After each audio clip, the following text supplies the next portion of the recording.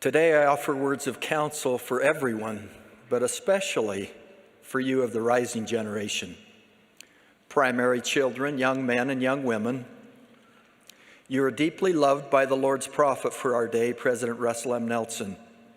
So much so that he spoke to many of you last year in a special worldwide youth devotional broadcast titled Hope of Israel. We often hear, as we did yesterday, President Nelson calling you exactly that, the hope of Israel, the rising generation, and the future of the restored Church of Jesus Christ. My young friends, I would like to begin by sharing two family stories. Years ago, I arrived home from work and was startled to see white paint splattered everywhere, on the ground, the garage door, and our red brick house. I inspected the scene more closely and discovered the paint was still wet. A trail of paint led towards the backyard, so I followed it. There I found my 5-year-old son with a paintbrush in his hand, chasing our dog. Our beautiful black Labrador was splattered almost half white. "What are you doing?" I asked in an animated voice. My son stopped, looked at me, looked at the dog, looked at the paintbrush dripping with paint, and said, "I just want him to look like the black spotted dogs in the movie. You know, the one with the 101 Dalmatians." I loved our dog. I thought he was perfect. But that day, my son had a different idea. My second story centers around great Uncle Grover, who lived in a house in the country, far from the city. Uncle Grover was getting very old. We thought our son should meet him before he died. So one afternoon, we took a long drive to his humble house. We sat together to visit and introduce him to our sons. Not long into the conversation, our two boys, maybe 5 and 6 years old, wanted to go outside and play. Uncle Grover, hearing their request, bent over with his face in theirs. His face was so weathered and unfamiliar that the boys were a little scared of him. He said to them in his gravelly voice, "Be careful. There are a lot of skunks out there."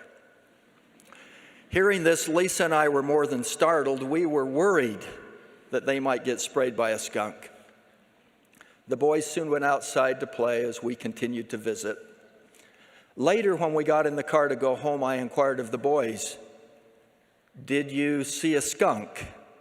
One of them replied, "No, we didn't see any skunks, but we did see a black kitty cat with a white stripe on his back."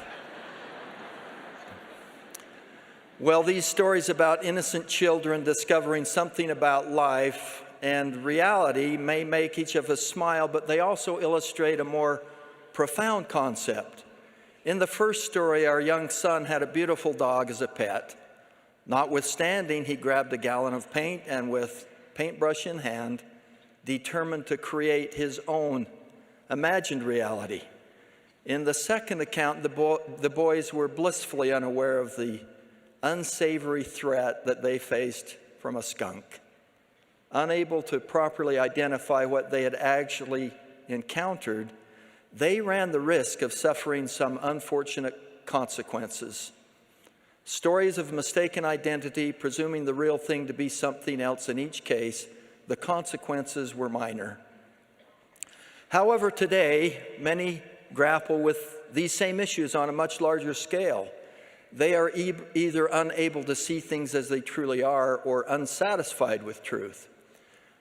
Moreover, there are forces at play today designed to deliberately lead us away from absolute truth. These deceptions and lies go far beyond innocent mistaken identity and often have dire, not minor consequences.